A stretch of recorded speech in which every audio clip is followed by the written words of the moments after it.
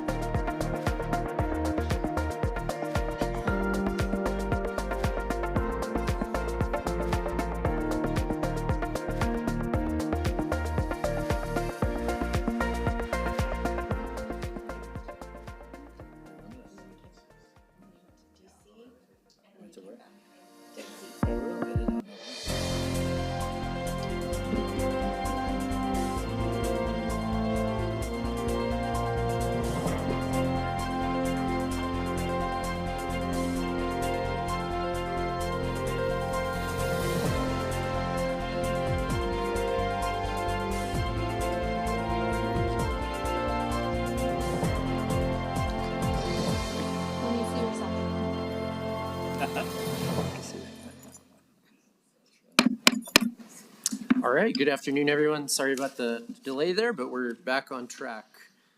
So I call this February 11th, 2025 zoning meeting of the Bernalillo County Board of Commissioners to order.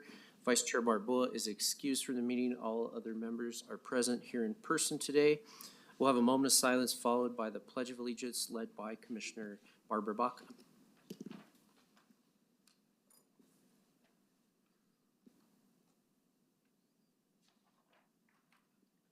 Please stand, join in the pledge. I pledge allegiance to the flag of the United States of America and to the republic for which it stands, one nation, under God, indivisible, with liberty and justice for all. Thank you, Commissioner Baca. Director Nick Ham, do we have any changes to the agenda this afternoon? Good afternoon, Chairman Olivas, members of the commission. We have no changes to our agenda, so we'll proceed as scheduled today.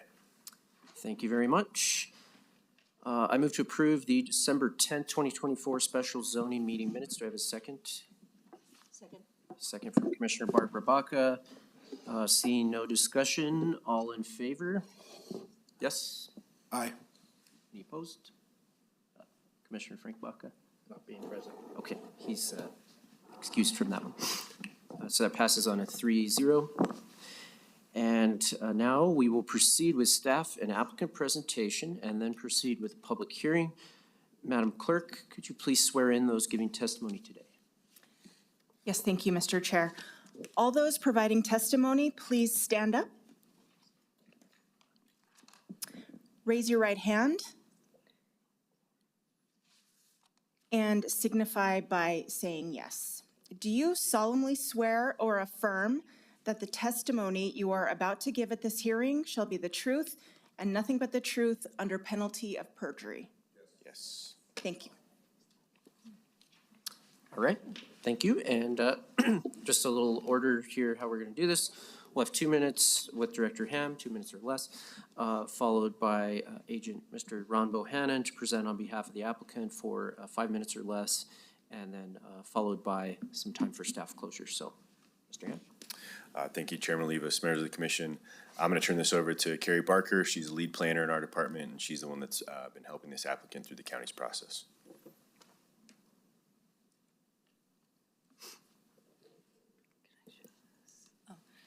Good afternoon, Chair Olivas and Commissioners. My name is Carrie Barkhurst, and this is Agenda Item 5A. It's case number SPR 2024-0002. Tierra West LLC, agent for Horn Stewart LLC, request approval of an amendment to the Valle del Sol Sector Development Plan. The site is 540 acres, and it's zoned SDVM1 for light industrial and SDVOS for open space. The subject area is located east of I-25. It's surrounded by city land that contains the Sunport, Mesa del Sol development, and major public open space lands. The site is within the developing urban area of the comprehensive plan, and it's also designated as a developing major employment center in the comprehensive plan. This case was first heard by the BCC on November 12th, and it was deferred without discussion on December 10th to this hearing. The applicant requested additional time to coordinate with the Albuquerque-Bernalillo County Water Authority about connecting to the water utility system. Just an overview of the applicant's request. The scope is to amend the sector plan to reflect a private water and wastewater system that is separate from the water authority system. The amendments also update the drainage system to reflect existing site grading, and there's clarifications to the zoning section to improve the formatting and to clarify permissive uses. The formatting of the existing adopted plan unintentionally excluded some commercial, office, and light industrial uses.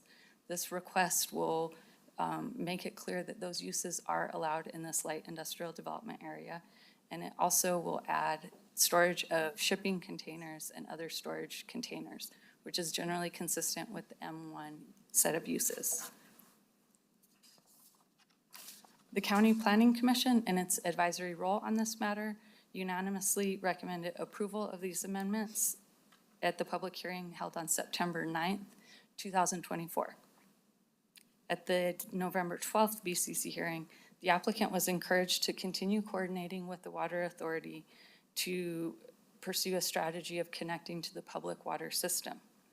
Connecting to the Water Authority system instead of developing a privately owned public water system as originally proposed in this amendment would allow the development to balance groundwater and surface water supplies.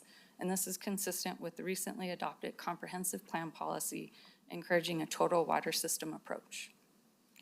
The applicant will provide an update for the commission regarding their progress with the Water Authority and any alternate strategies that would be feasible for this development. We also have Public Works staff here to answer any technical questions about the water system and the county's standards and requirements for this utility. This concludes my presentation, and I stand for any questions. Thank you very much. I think we'll hold off on any questions unless I see any objections, and we will let Mr. Bohannon give us his update. So I'm being appointed chair. Members of the commission, we've had a couple of meetings with the Water Authority, and we've reached kind of a verbal agreement, but we're still waiting.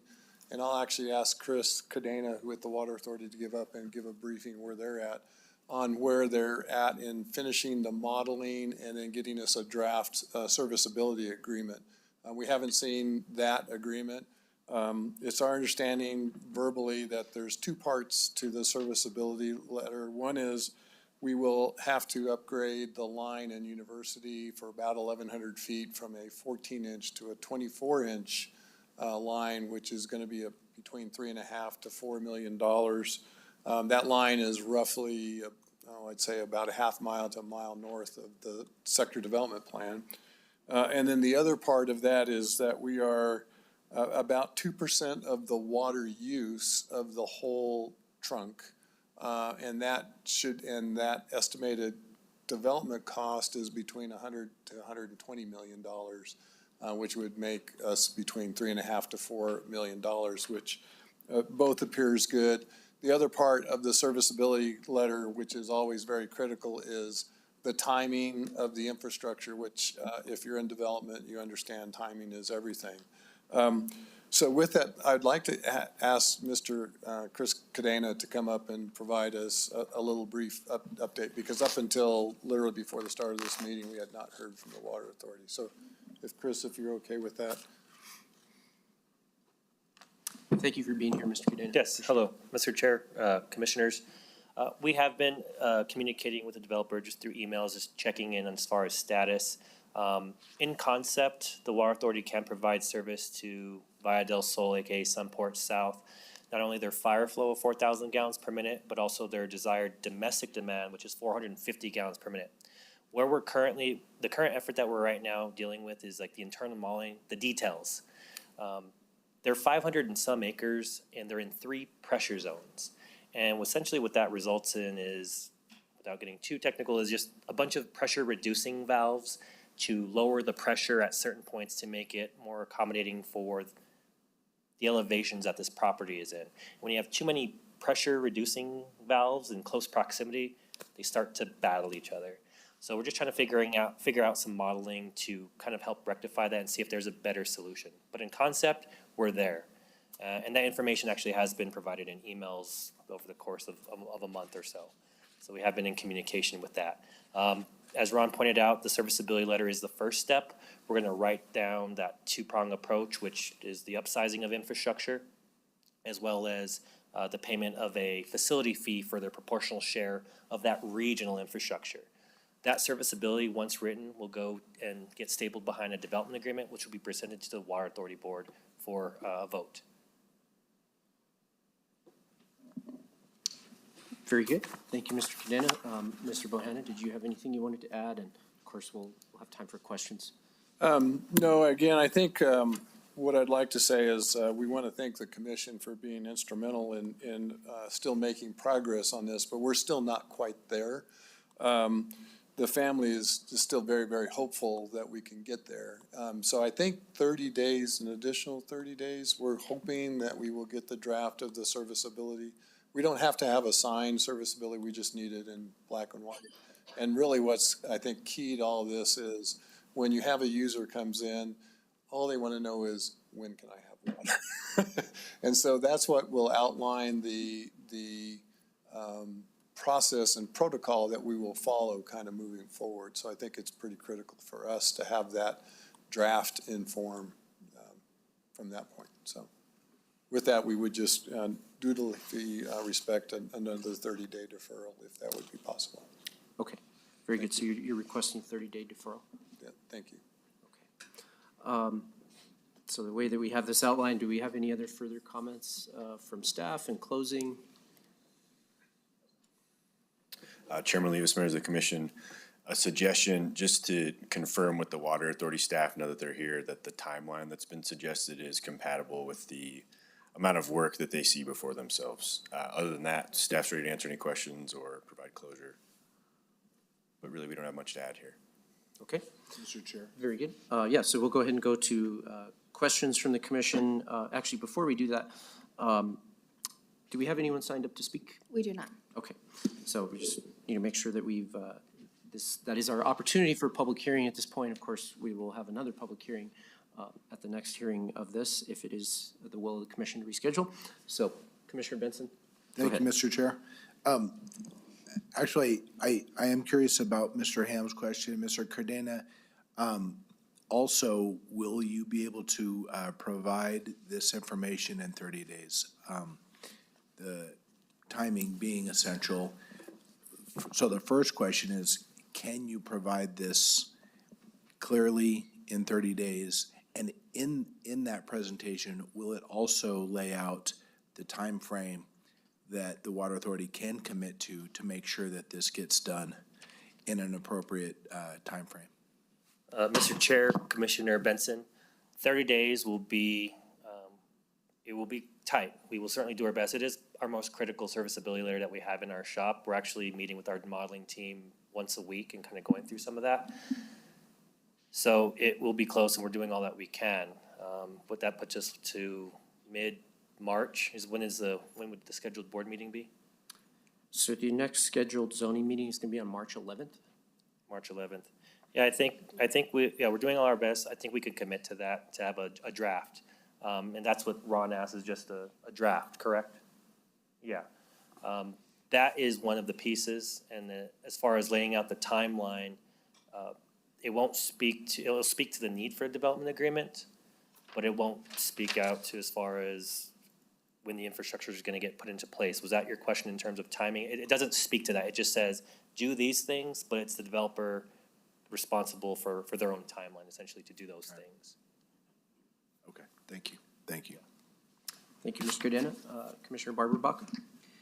Chris, thank you so much for being here today, and I really wanted to extend a thank you to the Water Utility Authority for, coming to the table and talking to the developer. I think it was a really important point for us to bring everyone together. So please extend my thanks to Executive Director Mark Sanchez too. I spoke with him today, and he said that it was heading in this direction. So that's really important to me. So Yeah, thank absolutely. you. Yeah, I will definitely pass that message along, and yeah, we have come a long way. Good. So, like I said before, I want to reiterate, we do have the ability to provide the service, given the infrastructure there. We're just ironing out the details. Great. So, thank you.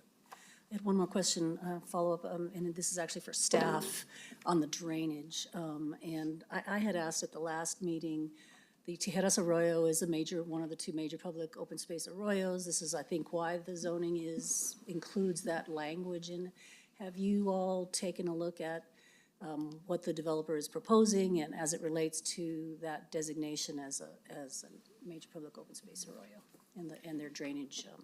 Yes, scenarios? thank you, Chair Olivas and Commissioner Baca. The sector plan as adopted did not establish any of the open space zoning along Tijeras Arroyo. It's all preserving those hills that are to the south of it. And so at this time, the applicant did not ask to change where the open space was allocated. But what the plan does call for is for a trail along the corridor. And I believe, as Mr. Bohannon explained at the last hearing, they're doing kind of a naturalistic treatment of the channel. And so some of the limitations of keeping the channel in its natural state is that it has to carry a huge volume of water. I don't remember what the volume is, but it's basically, it sounded like it wasn't technically feasible to keep it unchannelized. Okay. And so I did review all of the policies and guidance in both the Arroyo facility plan and the major public open space plan. And so the maps of where the major public open space end just east of this property. And so there isn't really like planning guidance to change the zoning, but it is a plan that's open and it's before you.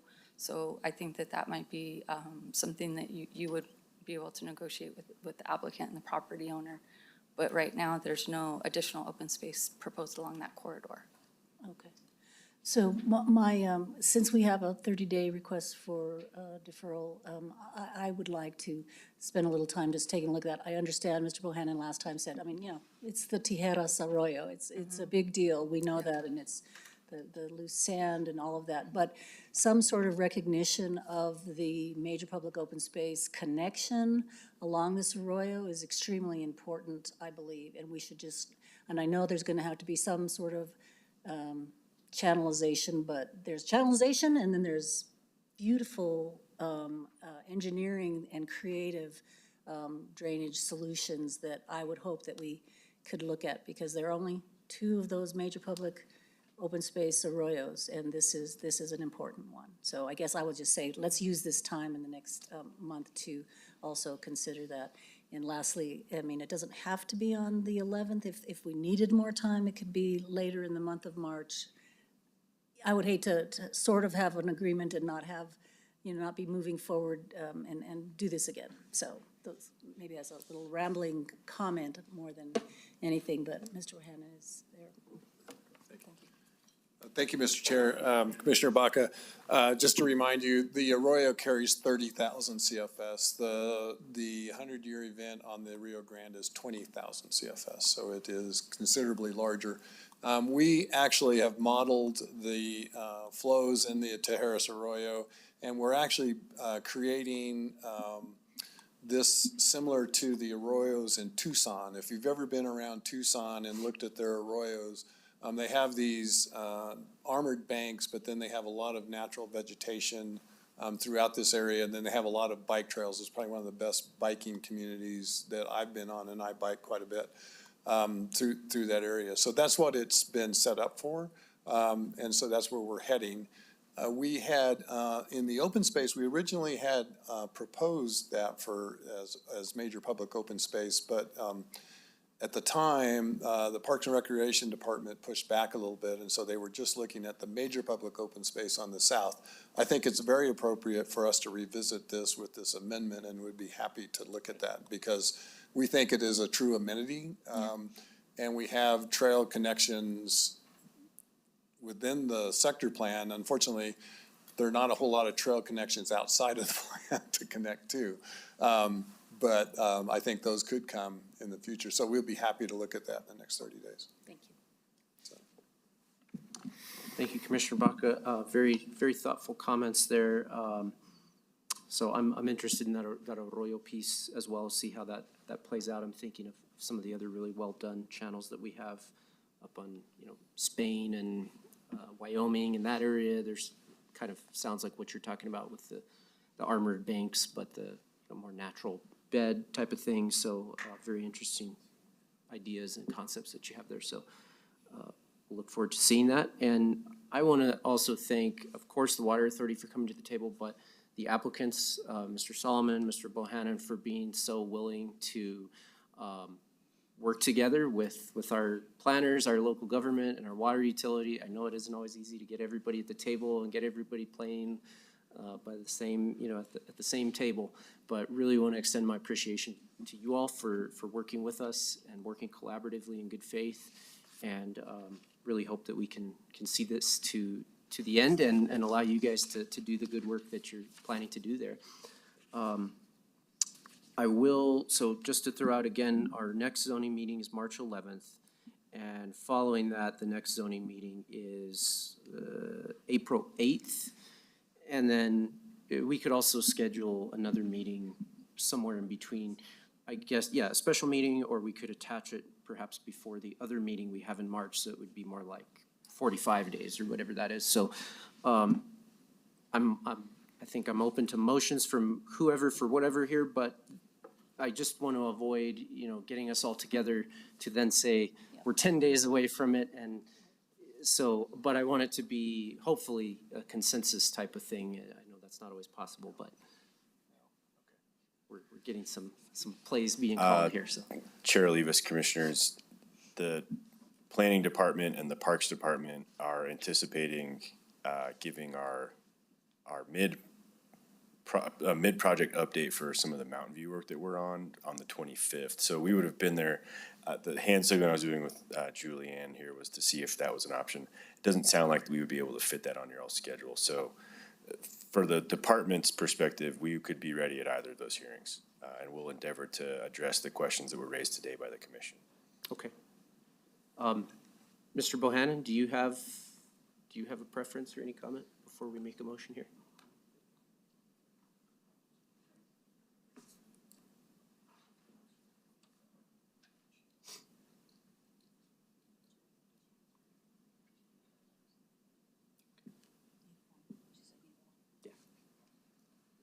And Mr. Ham, I'm getting the message here that they can do the 25th as well, so that's an option.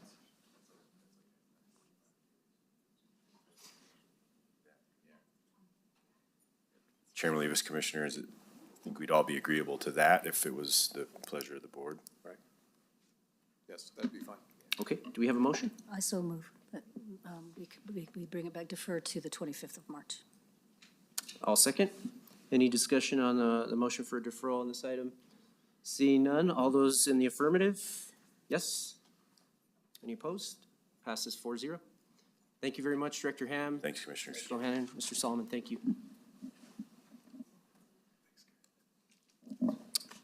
Getting ahead of myself here. So the next regularly scheduled zoning meeting is Tuesday, March 11th at 3 p.m. And then again, this item will be heard Tuesday, March 25th. And with that, if there's no other business, this meeting is adjourned.